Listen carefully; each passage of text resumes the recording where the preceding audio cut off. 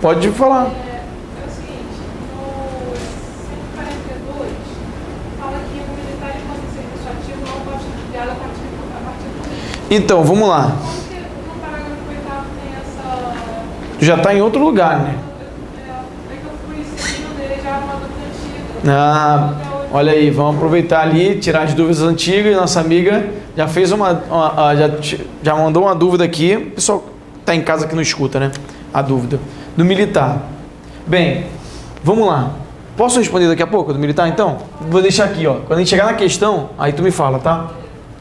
A dúvida do militar. Aí eu te respondo. Beleza? Vamos voltar aqui. Então a letra A está correta? Sim. Letra B. Por ser a licença paternidade direito constitucional fundamental, o prazo de 5 dias previsto para o benefício não pode ser objeto de alteração pela legislação infraconstitucional? Não pode, gente? Pode.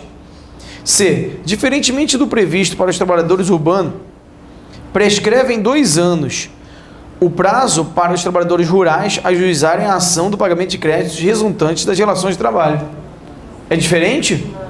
Artigo 7º, inciso 29, a relação de ações de relação de trabalho, dos créditos resultantes da relação de trabalho com prazo prescricional de 5 para os trabalhadores urbanos e rurais. É o que está lá. Com prazo, com limite de até o quê? 2 anos após a extinção do contrato de trabalho. Então, muito cuidado. A letra C está o quê, gente? Errada. Letra D. Aos portugueses com idoneidade moral que comprovem residência no Brasil durante pelo menos 1 ano ininterrupto, devem ser atribuídos os direitos inerentes ao brasileiro nato? Português equiparado. O português equiparado, artigo 12, parágrafo 1º, pessoal. Português, ele tem um tratamento diferente. A Constituição fala, aquele português que fixar residência permanente aqui no país, se houver reciprocidade a favor dos brasileiros lá em Portugal, eles terão os mesmos direitos de quem? Dos brasileiros. Mas é claro, mesmo direito de quem? Do brasileiro nato? Mesmo direito brasileiro naturalizado. É o chamado quase brasileiro, o português equiparado. Tudo bem, gente? Então está errada a letra D, que ele fala nato. Letra E. O brasileiro nato adquire plena capacidade eleitoral passiva aos 30 anos, idade mínima exigida para o candidato presidente e vice-presidente da República? Não. Vamos ver daqui a pouquinho. Qual a idade mínima? 35. A idade plena é 35. A idade mínima de presidente que ele perguntou é 35, não 30. Então, está errado, tudo errado. A resposta é o quê? Letra A, de aprovação. Vamos, gente. Tudo bem? Vamos lá, pessoal. Força aí, gente. Força. A galera tá em casa aí, ó. Tá só você que tá cansado, não. Então joga água no rosto, paralisa aí, toma um café. Olha aí pro teu filhinho que tá do lado dormindo. Que é assim, né? A gente tá aqui, mas certamente alguém deixou o filho com a mãe, com a avó, ou deixou com alguém. Você não tá sozinho, não, filho. E você, de repente, está nem estudando para você. Está estudando para tua família, para algo melhor. Tem um propósito. Então, busca força aí. Agora, não vai buscar força. Estou estudando a minha namorada, é por causa da minha namorada. Namorado o quê? Tá maluco, pô? Namorado, não. Tá? É outro dia, aí, não, senão se você se calçar onde não deve, pô, você depois vai se frustrar. Aí se frustra e cai. Agora, o teu filho, tua família, é diferente. É ou não é? Então, vamos lá, pessoal. Força aí. Tá? Força. A luta é temporária, mas a vitória é permanente. Valeu, Fábio. Questão 19. Beleza, ó. Com relação ao plebiscito, aos direitos políticos, à iniciativa popular de lei e aos partidos políticos, assinarem a opção correta. Vamos lá, olha aí. Opção correta. Letra A. No Brasil, o alistamento eleitoral depende da iniciativa da autoridade judicial eleitoral, que deve comunicar ao cidadão que ele deve ser apto a exercer a capacidade eleitoral. É isso, gente? Não. Bem, pessoal, olha só. Alistamento eleitoral. Alistamento eleitoral. É o ato de se alistar na junta eleitoral, né? Tirar o título eleitoral. Esse alistamento eleitoral, de acordo com o artigo 14 lá, parágrafos 1º, 2º, diz o quê? Obrigatório, o alistamento eleitoral e o voto obrigatório para os maiores de 18, facultativo para os maiores de 70. Facultativo também para os maiores de 16 e menores de 18. Então responde: o alistamento eleitoral e voto serão obrigatórios para todos os brasileiros maiores de 18? Não, porque aqui é o quê? Facultativo. Alistamento eleitoral e voto será obrigatório para todos os brasileiros maiores de 18 e menores de 70. Sim ou não, gente? Também não, porque tem quem aqui? O analfabeto, pessoal. O analfabeto. Então, muito cuidado com a pergunta dele. Para analfabeto também é o quê? Facultativo. E quando eu falo facultativo do analfabeto, alistamento eleitoral e o voto. Ele se alistou eleitoralmente. Está alistado. Ele é obrigado a votar? Não. Alistamento e também o voto. Facultativo. Sim? Já falamos dos inalistáveis. Quem são os inalistáveis? Que não podem se alistar eleitoralmente, que não pode ter o título eleitoral, que não serão cidadãos naquele momento. Ah, estrangeiros conscritos. São o quê? Inalistáveis. Perfeito. Vamos lá, letra B. Os projetos de lei de iniciativa popular devem ser apresentados à Câmara dos Deputados, que fará sua apreciação inicial. E aí? Ele quer a correta. Olha, gente, só misturou um pouquinho aí uma questão de juiz, né? Juiz federal, questão boa, questão 2015, juiz federal. Como eu falei, a gente está corrigindo as questões de todas as questões dos TRF, juiz, analista, técnico, e aí a gente vai aprofundando. Bem, pessoal, olha só. No projeto de lei, o que vai acontecer? A gente está falando de projeto de lei. Como regra geral, qualquer projeto vai iniciar onde? Porque a nossa casa legislativa é uma casa bicameral. Ok, gente? Eu vou apagar isso aqui não, porque eu acho que a gente vai usar daqui a pouquinho. Vou botar aqui. A nossa casa legislativa, ela é bicameral. A gente já vai entrar já, nas próximas aulas aí, já vamos começar a pegar pesado nesses pontos. Nossa casa é bicameral, formada de Câmara e Senado. Ou seja, então um projeto, ele vai ter que ser aprovado, o projeto de lei, nas duas casas do Congresso, não é isso? Então nós vamos ter o quê? A casa iniciativa e a casa revisora, sempre. Casa iniciativa e casa revisora. E geralmente, regra geral, qual é a casa iniciadora, gente? A casa iniciadora é a Câmara. Então um projeto de lei de iniciativa do Supremo, vai iniciar onde? Não, projeto de lei de iniciativa do Supremo. Não, a votação inicia com a casa revisora, a casa iniciadora. Um projeto de iniciativa do Presidente da República, qual a casa iniciadora? Melhor pergunta assim, né? Tá, vamos lá. É um projeto de lei de comissão de Câmara dos Deputados. Inicia onde? Um projeto de lei do PGR, inicia onde? Porque um projeto de emenda à Constituição do Presidente da República, inicia onde? Câmara. Medida provisória? Câmara. Só não vai iniciar na Câmara se o projeto for de quem? De um senador ou de comissão do Senado. Aí vai trocar. Aí o Senado será a casa iniciadora e a Câmara será o quê? A casa revisora. Então, quando ele fala um projeto de iniciativa popular, que é do povo, iniciativa popular, que é um dos instrumentos que estão aqui no artigo 14. Instrumentos de participação direta do povo. Plebiscito, referendo e iniciativa o quê? Popular. Esses são os instrumentos de participação do povo. Tem outros? Sim. Pedido de impeachment. É o cidadão que inicia o processo de impeachment do presidente.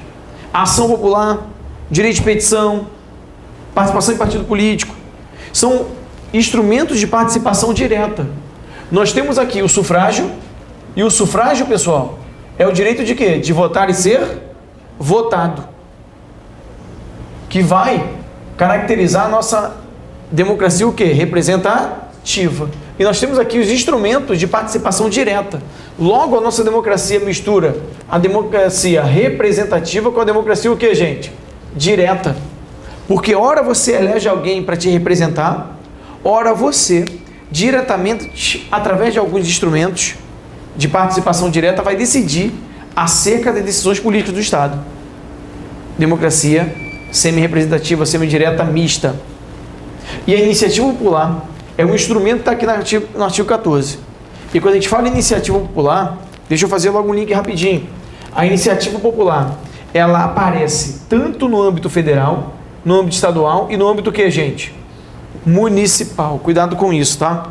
Porque ele pode perguntar, a iniciativa popular só poderá, a Constituição não traz previsão da iniciativa popular no âmbito estadual. Traz ou não traz? Traz ou não traz, gente? Traz. Ela diz que é a lei que vai estabelecer, mas ela traz. No âmbito municipal também tem? Sim. E como vai funcionar a iniciativa popular no âmbito municipal?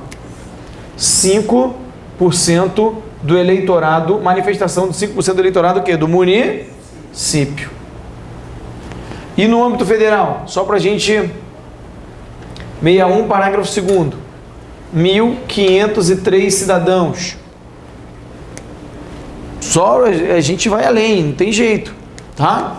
1.503 cidadãos, ou seja, a apresentação de um projeto de lei à Câmara dos Deputados, que inicia lá, o projeto do povo inicia lá, como regra geral, manifestando-se 1% do eleitorado nacional, distribuído pelo menos 5 estados, e manifestando-se cada um desses estados por no mínimo 3/10% do seu eleitorado. 3/10% do seu eleitorado. Sim, 1% do eleitorado nacional, distribuído pelo menos 5 estados da federação, e manifestando-se cada um desses estados por no mínimo 3/10% do seu eleitorado. 1.503 cidadãos, que eu brinco, né? Perfeito. Já fizemos aqui um link, agora nós vamos para a letra... Qual é a letra agora, gente? A letra B, a princípio, é ela, tá certo, tá, gente? Vamos lá. Letra C. Os partidos políticos são pessoas jurídicas de direito público, cuja personalidade jurídica se consuma após o registro de estatuto no TSE. Partido político é pessoa jurídica, sim ou não? Mas é pessoa jurídica de direito público ou direito privado? Direito privado. Por isso a resposta não é a letra C. A C está o quê? Errada. Artigo 17. D, gente. Conforme dispõe a Constituição, a convocação de plebiscito é competência privativa da Câmara na condição de casa composta do povo, é isso? Ainda colocou o restinho ali, que é a casa do povo, para te induzir ao erro. Quem é? Congresso, tá? Nós vamos ver depois. Congresso. Consulplan gosta de competências do Congresso, tá? Então é importante que você entenda bem isso. Muito cuidado, tá? Vamos lá, gente. Então, resposta aí da 19, letra B. Não foi isso mesmo, gente? Oi? A letra C, o restante está certo. O estatuto do partido político vai ser registrado perante o TSE. Não é a TRE, é TSE mesmo. É isso aí. Vamos lá? Questão número 20. Vamos lá. Olha 20, pessoal. TRF. Último gásinho, a gente vai tomar um café já. Tá acabando. Vamos lá. Hélio, após 20. Sobre o listamento eleitoral e o direito do voto, a Constituição estabelece que, letra A, a facultatividade aplica-se apenas a analfabetos, aos maiores de 70, aos maiores de 16 e menores de 18. Sim ou não? Perfeito. Vamos ver, B. A facultatividade aplica-se somente aos analfabetos? Não. O voto no sistema eleitoral brasileiro é obrigatório a todos? Não, porque analfabeto é facultativo. Lembrando, gente, o voto tem algumas características. Olha aqui, ó, sufrágio. A manifestação do sufrágio é através de quê, gente? A manifestação do sufrágio é através do voto. E o voto, ele possui algumas características. Ele é o quê? Direto, ele é secreto, universal e periódico. Ele também tem natureza personalíssima. Eu não posso pedir para alguém votar para mim.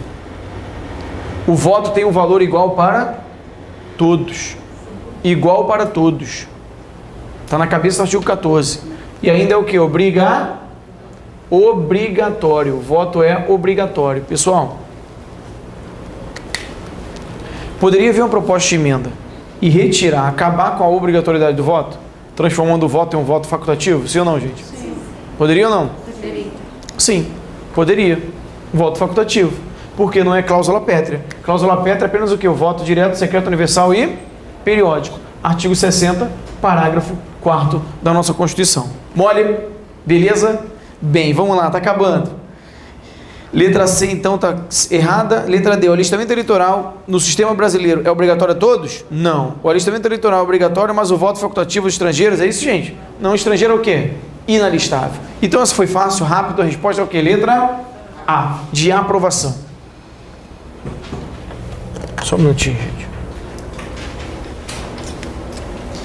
Eu tô todo quebrado hoje.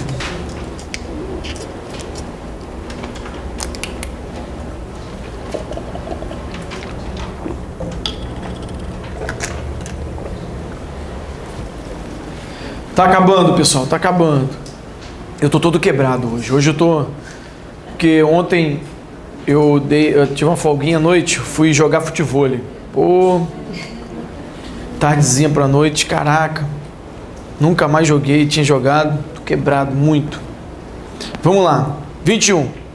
Hélio, após longa carreira profissional na área de exatas, resolve mudar o seu rumo e estabilizar um curso de ciência política, tendo se deparado com o estudo de diversas formas de sufrágio já adotadas no país. Ficou surpreso ao verificar que a existência de bens de raiz ou imóveis já constou como requisito para o exercício do voto, bem como a proibição de qualquer participação dos mendigos no processo de votação. É isso aí, teve época que o mendigo não votava não. Já tivemos o voto capacitário. Capacitário existe o quê? Uma capacidade intelectual especial.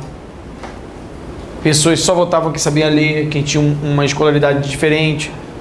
O voto censitário exigia isso que é uma capacidade econômica, terras, bens.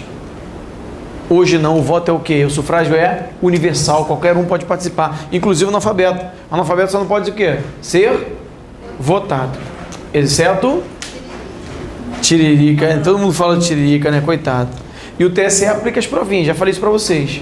Vovó viu a uva, Ivo viu, né? É mais ou menos isso. Aí ele lê, interpretou, já está apto a exercer o cargo eletivo.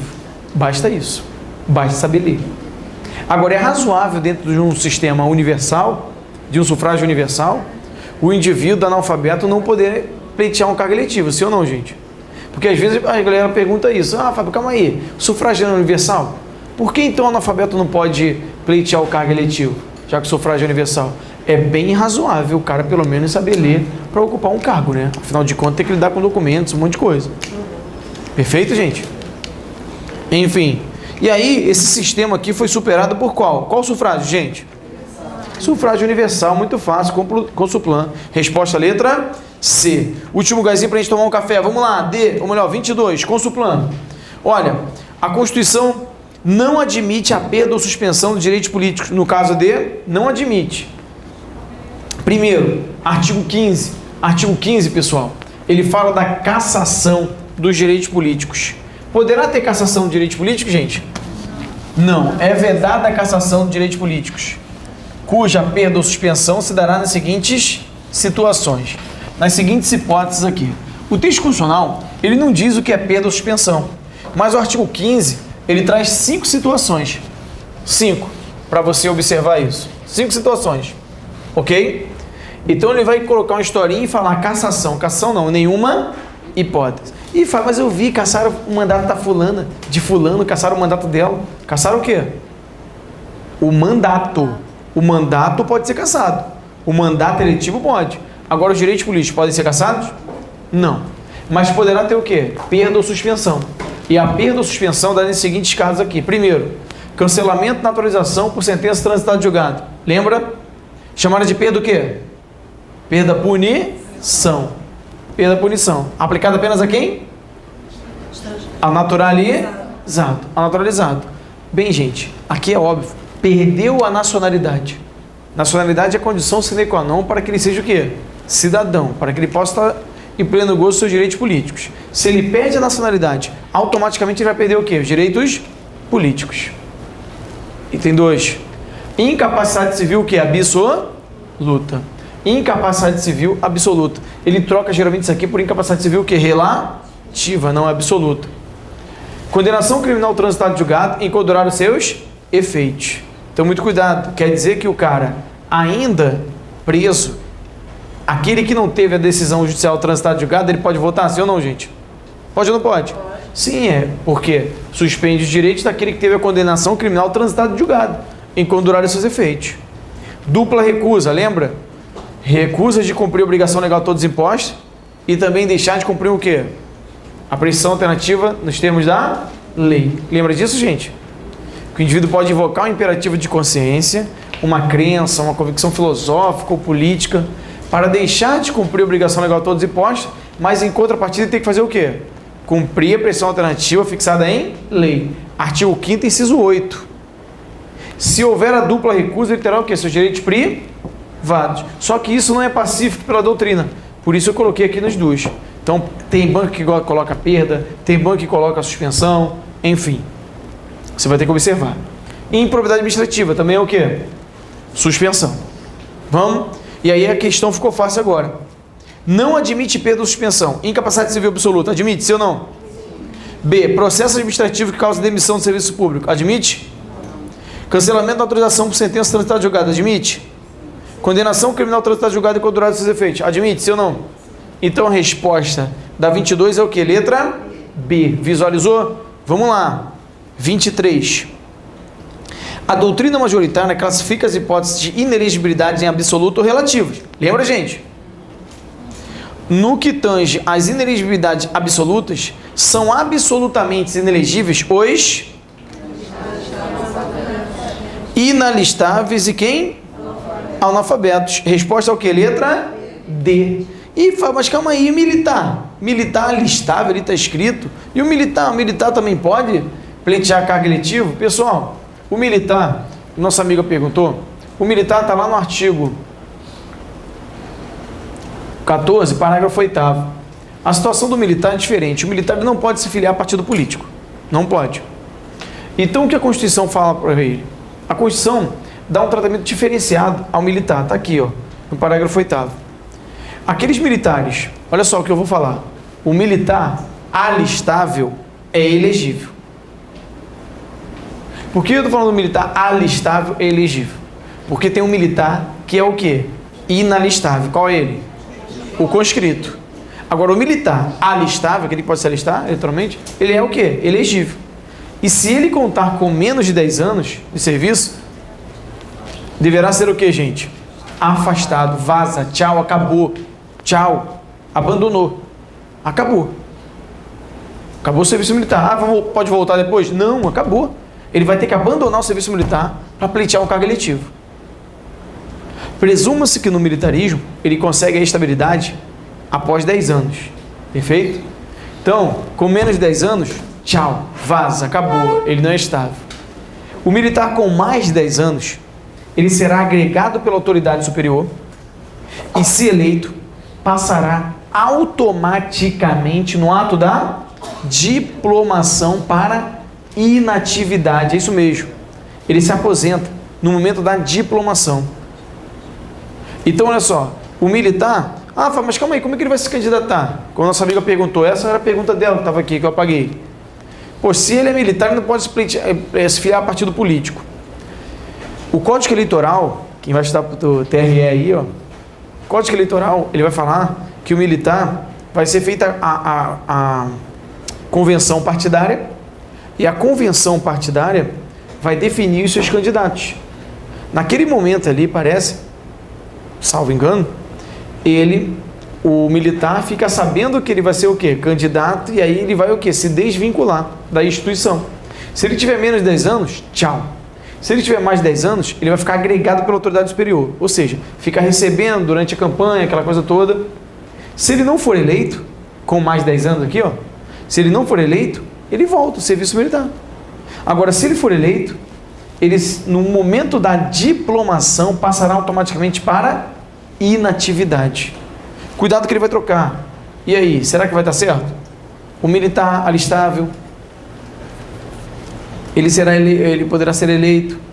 E se ele tiver mais de 10 anos, ele, no momento da posse, passará automaticamente para inatividade. Certo ou errado? Posse? Posse é a mesma coisa que diplomação? É no momento da Diplomação, olha aqui, ó, diplomação. Diplomação tem I. Inatividade tem I. Inatividade. Então, no momento da diplomação, ele passa automaticamente para inatividade. Mas, Fábio, posse, eu falo posse tem I. Não. Posse não tem I. Posse, né? Posse. Então, inatividade ele troca. Beleza? Era essa? Então tá bom.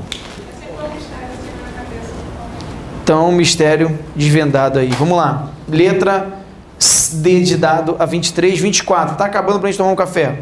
No tocante aos direitos políticos, Tibério, que respeita a ordem constitucional do Estado Democrático, sabe que, segundo a Constituição Brasileira, letra A, o governador do Estado, para concorrer a outro cargo, deve renunciar ao respectivo mandato até 12 meses antes. É isso, gente?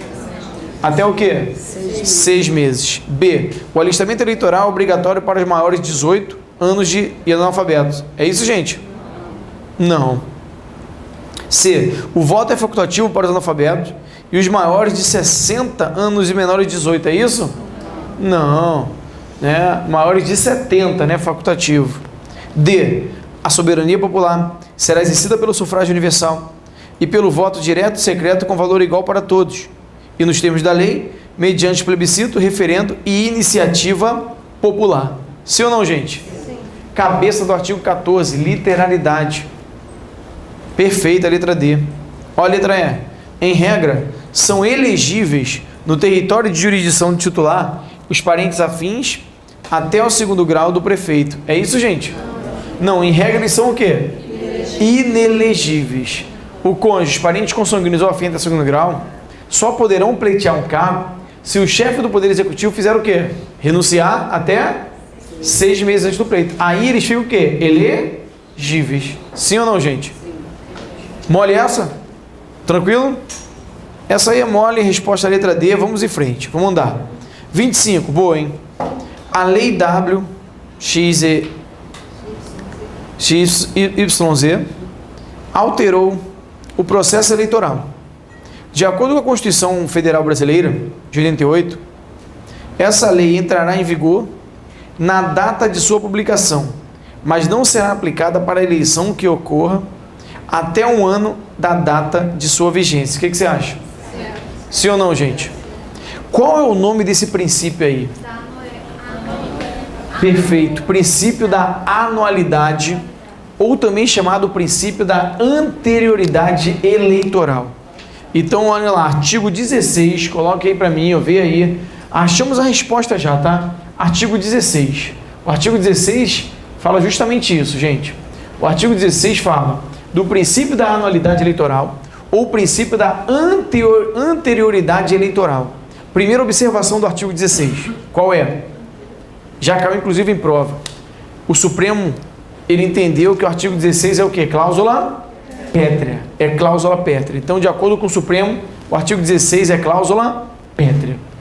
E aí ele fala: lei que altere o processo eleitoral, as regras de eleições, foi o que aconteceu aí na questão, entrará em vigor na data da sua publicação. Entra em vigor na sua publicação. Mas a aplicação só poderá ocorrer o quê? Após um ano. Após um ano de sua vigência. Muito cuidado.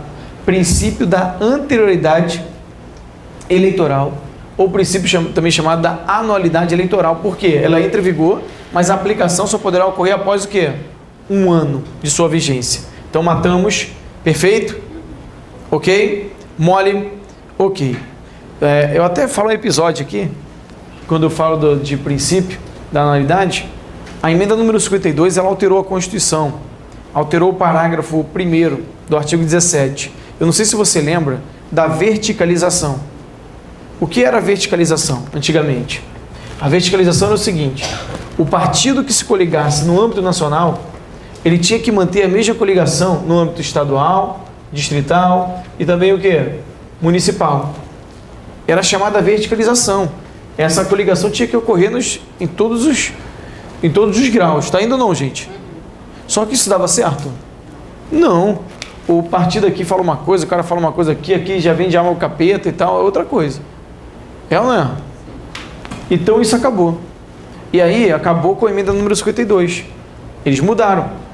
É assegurado aos partidos políticos autonomia para definir a sua estrutura interna, organização, funcionamento e para adotar os critérios de escolha e o regime de suas coligações eleitorais, olha aqui, ó, sem obrigatoriedade de vinculação entre as candidaturas em âmbito nacional, estadual ou distrital e também municipal. Sem.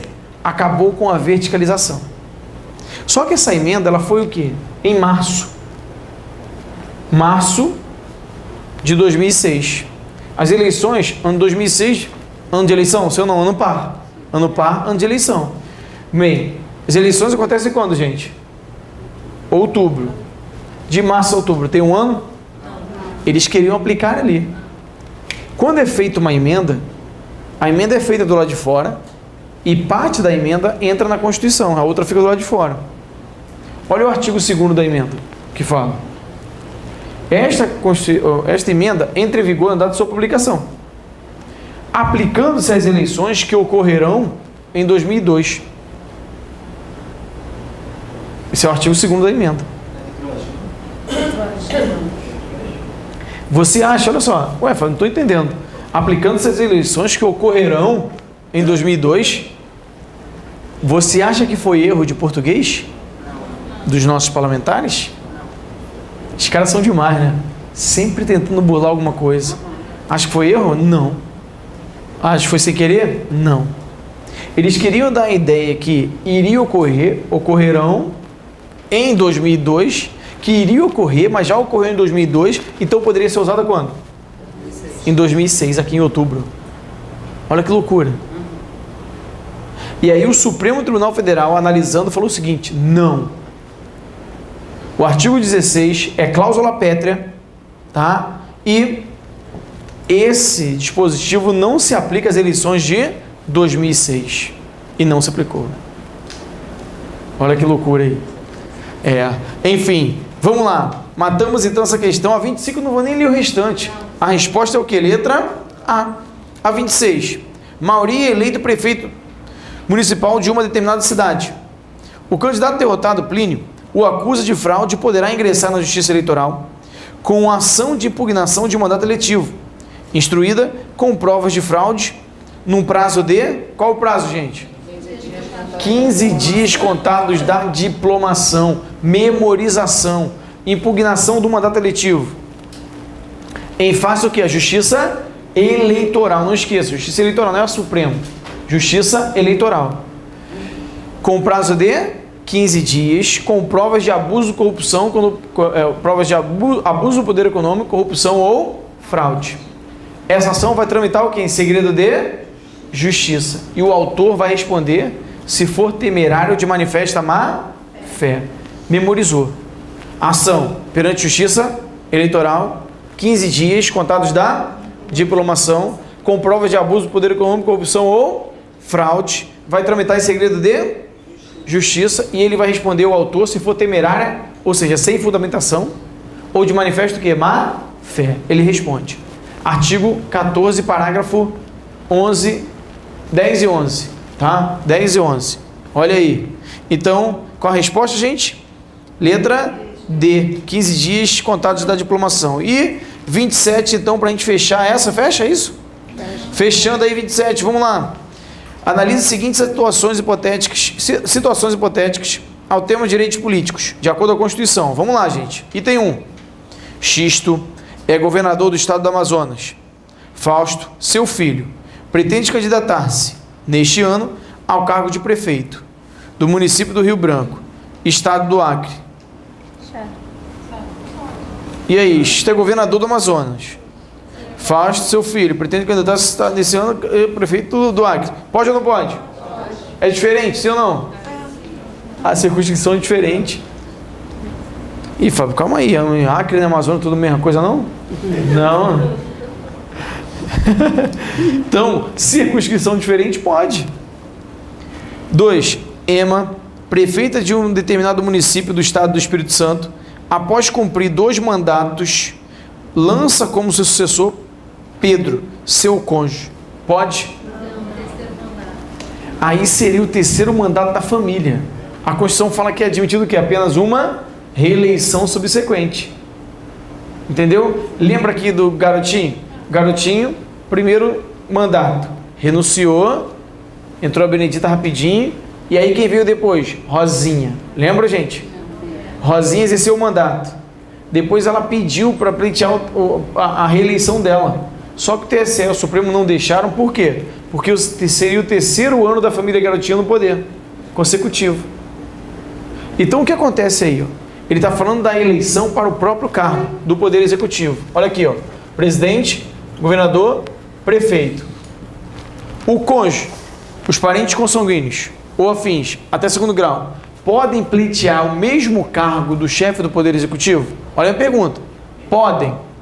Pode a hipótese, sim ou não? Pode ou não pode? Pode.